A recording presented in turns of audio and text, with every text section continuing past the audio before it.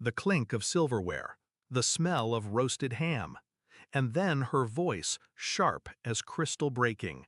"Lighten up! I want the master bedroom renovated when we move into your new luxury house." My brother grinned, arms slung around her chair. "It's only fair. We'll be living there long term." The table erupted in laughter. My mother tittered. My father gave an approving nod. I didn't laugh. I just sipped my coffee, calm, silent. They thought it was a joke. It wasn't. It was a declaration. Growing up, my brother was the heir, the golden child. Every win he had was celebrated with fireworks. Every mistake covered with excuses. Me, I was the afterthought. Too serious, too quiet, too inconvenient. When he crashed his car, they gave him another. When I graduated with honors, they barely showed up. But I loved them anyway. I thought maybe, someday, they'd see me. They never did. The betrayal wasn't one moment. It was years stacked like bricks until they formed a wall. The business I built from nothing, they called it luck. The house I bought with my own hands, they called it family property. And now, my brother and his fiancée had the audacity to claim the master bedroom. At my table, in front of me. They thought I'd roll over. They forgot I don't play the fool. I didn't argue at brunch.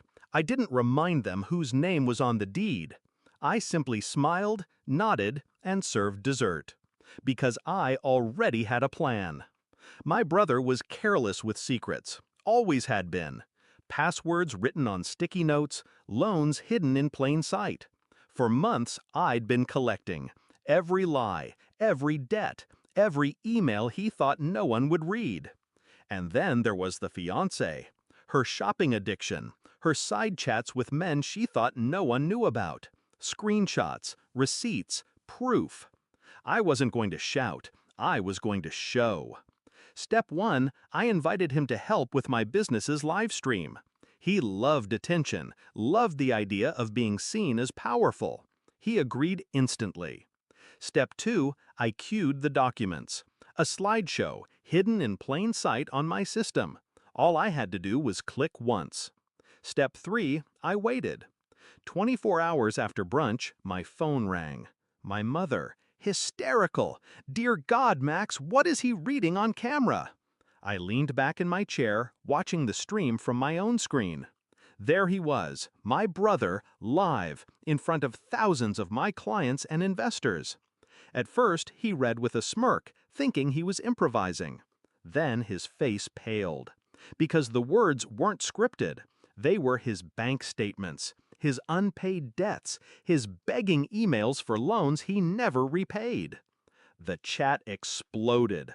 Laughing emojis, shocked comments, screenshots spreading like wildfire. And then, slide by slide, came her messages. His fiancée, flirting with strangers, calling him pathetic, admitting she was only with him for money. He froze. She screamed off camera. The feed cut. But it was too late. Calls poured in, from my parents, from my brother, from numbers I didn't recognize. I didn't answer. I just let the silence sit, the same silence they'd given me for years. The fallout was immediate. Investors pulled from his side projects. Her family withdrew their engagement blessing. My parents, for once, had no defense. The golden child was tarnished, live on camera. And I stood untouched. That night, he showed up at my door, eyes bloodshot, hands shaking. "You ruined me," he spat. I studied him, the same brother who'd laughed at brunch, who thought he could claim what was mine. "You ruined yourself," I said calmly. "I just let the world see." He collapsed against the railing, defeated. For the first time, I saw him not as my rival, but as small. My parents begged me to fix it, to help him recover. I reminded them of the brunch table, of the laughter. And then I reminded them of one truth. I owe them nothing. In the weeks that followed, the balance shifted. My business thrived. Clients admired my transparency. Investors doubled down, impressed by how I handled crisis. My brother disappeared from public view. His fiancée vanished with him. And my parents? They stopped laughing. Do I regret it? No. Because this wasn't just revenge. It was reclamation. For every birthday they forgot, for every achievement they dismissed, for every time they told me to be more like him, I wasn't the shadow anymore. I was the reckoning. The house is quiet now. Every room mine. The master bedroom untouched. Waiting. Not for them. Never for them. People think revenge requires rage. It doesn't. It requires patience, control, and the perfect stage. My brother thought the world would always laugh with him. Now, the only sound left is silence.